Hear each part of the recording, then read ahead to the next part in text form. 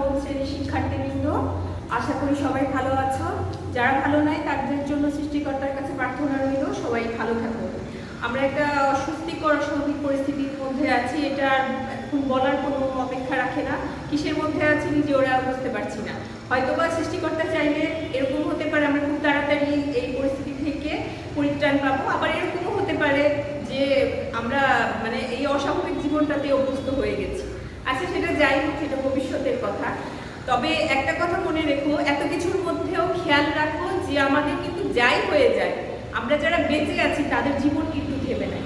অর্থাৎ জীবনের যে মৌলিক চাহিদাগুলো, যেমন খাদ্য, বস্ত্র, বাসস্থান, চিকিৎসা, এগুলো কি কোনোটা বন্ধ হয়ে আছে? কোনো না কোনোভাবে আমরা চলছি। তাহলে এই মৌলিক চাহিদাগুলোর মধ্যে কিন্তু শিক্ষাও আছে, এটা তো নিশ্চয়ই ভুলে যাওনি। তো শিক্ষা যেহেতু মৌলিক চাহিদাগুলোর মধ্যেই আছে, তাহলে এই শিক্ষাকে বন্ধ করে রাখা যাবে না। অর্থাৎ আমি বলতে চাচ্ছি, ওই খাদ্য, বস্ত্র, বাসস্থান, চিকিৎসার সাথে সাথে আমাদের পড়াশোনাটাও করতে হবে। ঠিক আছে? তো আজকে আর ওই প্রসঙ্গে নাই গেলাম। আমি কি বলতে চাচ্ছি আমার মনে হয় তোমরা বুঝতে পেরেছো। বলতে চাচ্ছি এটাই যে পরিস্থিতির দোহাই দিয়ে পড়াশোনা থেকে সরে গেলে হবে না। এটাও যেহেতু আমাদের মৌলিক চাহিদার মধ্যে পড়ছে, তাই জীবন যেহেতু চলছে, জীবন কিন্তু বন্ধ নাই। যেভাবেই হোক জীবনকে আমরা টেনে নিয়ে যাচ্ছি। তাই এই শিক্ষাটাকেও, আমাদের পড়াশোনাকেও আমাদেরকে যেভাবেই হোক, যে কোনো পরিস্থিতিতেই হোক চালিয়ে নিয়ে যেতে হবে। কারণ এটাই আমাদের ভবিষ্যৎ, সুন্দর ভবিষ্যৎ। ভবিষ্যৎ তো অনেক রকমই হয়। যদি নিজের ভবিষ্যৎটাকে সুন্দর করতে চাও, তাহলে পড়াশোনাকে অ্যাভয়েড করার কোনো সুযোগ নেই। তো আজকে আমি যেই ক্লাসটা নিব সেটা হচ্ছে সিম্পল কমপ্লেক্স কম্পাউন্ডের উপরে। তো এর আগে এটার 2টা ক্লাস চলে গেছে, কিন্তু পার্ট 1, পার্ট 2 চলে গেছে। আজকে যে এটাতে আসছি আমরা, যে লেসনটা আজকে তোমাদেরকে দিব, এটা হচ্ছে পার্ট 3। তো যদি কেউ এই আগের ক্লাসগুলো না দেখে থাকো, তাহলে অবশ্যই আগের ক্লাসগুলো রিভিউ করে তারপরে এই ক্লাসে আসবে, না হলে কিন্তু কিছু বুঝবে না। আর এর আগেও এছাড়াও যে প্রেসের কথা বলবো, ক্লসের কথা বলবো, এগুলোও যদি ভুলে যেয়ে থাকো, আগের ক্লাসগুলো আবার দেখতে হবে। ওই ক্লাসগুলো দেখলে তোমার কনসেপশন, এটা তো বুঝোই, আমার বেসিক যদি ক্লিয়ার না থাকে, তাহলে আমি হুট করে 4তলা 5তলায় উঠলে নিজের অংশ, ওই ভিত্তিটা কখনো মজবুত হবে না। তাই আবারও বলছি, যারা আগের ক্লাসগুলো দেখো নাই, আগের ক্লাসগুলো দেখে তারপর পার্ট 3-তে আসবে। ওকে?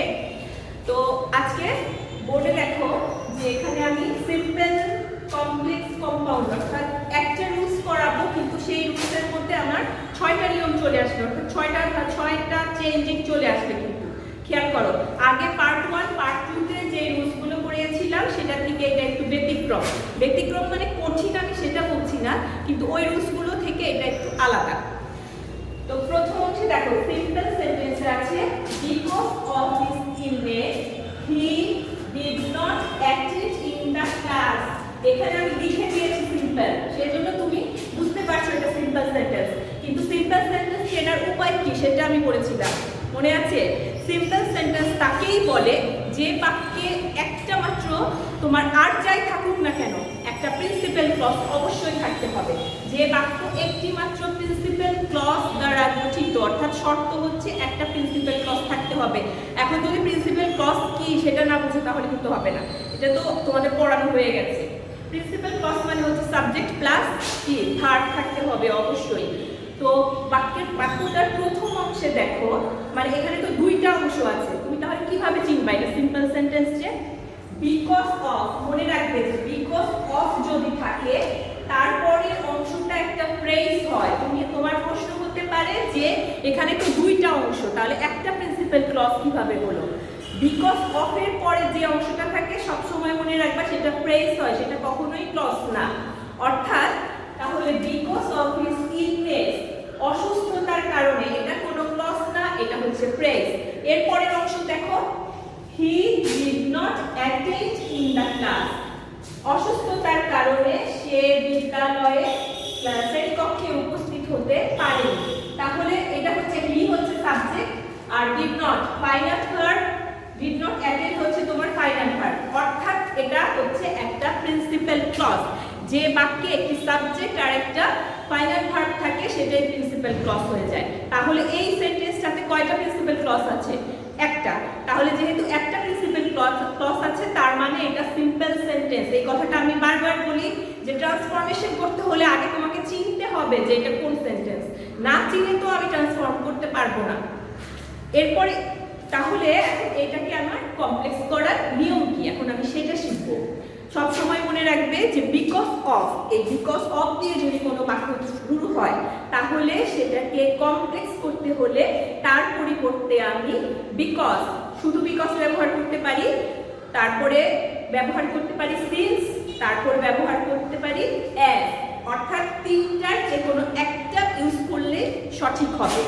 তো আমি একটু আগে বলছি যে বিকজ অফ এর পরে যেই বাক্যাংশ থাকে সেটা ফ্রেজ হয়। তাহলে এখন আমি যদি বিকজ দিয়ে বাক্য তৈরি করি তাহলে তোমার মনে প্রশ্ন আসতে পারে তাহলে এটা ফ্রেজ মানে ক্লজ কিভাবে হলো, কারণ কমপ্লেক্স সেন্টেন্স হওয়ার শর্ত হচ্ছে একটা সাবঅর্ডিনেট ক্লজ আর একটা প্রিন্সিপাল ক্লজ অবশ্যই থাকতে হবে।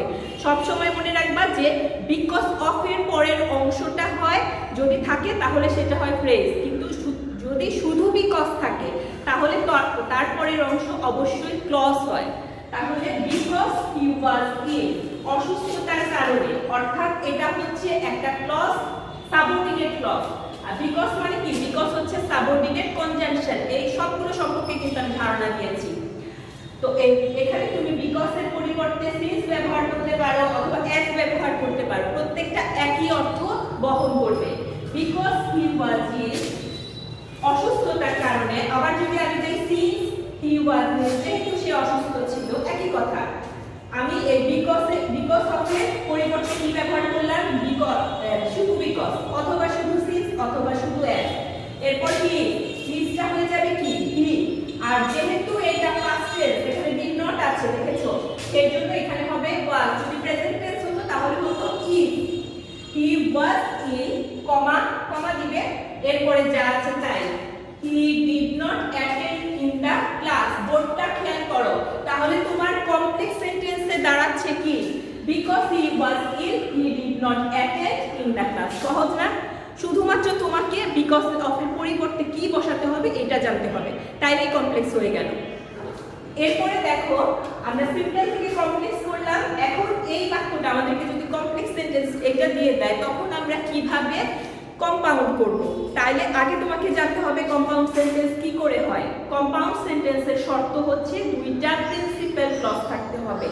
কমপ্লেক্স সেন্টেন্সের শর্ত ছিল একটা সাবঅর্ডিনেট ক্লজ, একটা প্রিন্সিপাল ক্লজ।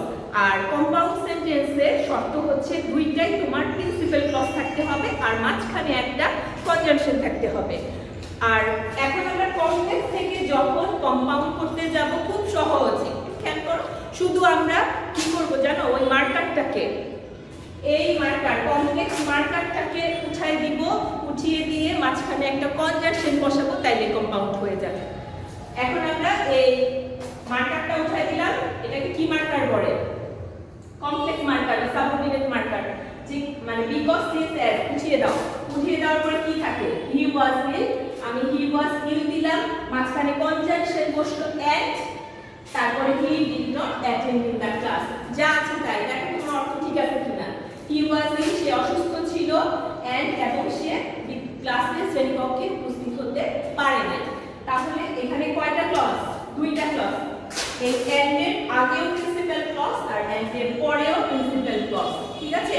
তাহলে কম্পাউন্ড সেন্টেন্সের নিয়ম হলো যে যদি দুইটা প্রিন্সিপাল ক্লজ হয়, যে বাক্যে দুইটা প্রিন্সিপাল ক্লজ থাকবে প্লাস মাঝখানে একটা কনজাংশন থাকবে, সেটাই হচ্ছে কম্পাউন্ড সেন্টেন্স। ওকে, তাহলে আমরা এখানে 6টা জিনিস শিখে ফেলছি। আমাকে যদি সিম্পল এটা দেয়, এটা দিয়ে বলে কম্পাউন্ড করতে, আমি কম্পাউন্ড করবো ওইভাবে।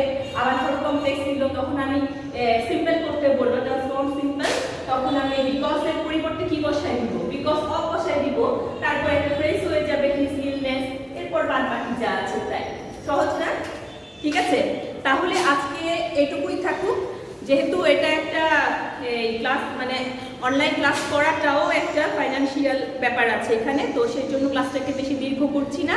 আবার আগামী ক্লাসে তোমাদের সাথে দেখা হবে। সেই পর্যন্ত সৃষ্টিকর্তার কাছে প্রার্থনা রইল যে সবাই খুব ভালো থাকো, সবাই স্বাস্থ্যবিধি মেনে চলো, আর খুব তাড়াতাড়ি যেন আমরা এই অবস্থা থেকে পরিত্রাণ পাই সেই জন্য প্রার্থনা করো। ওকে।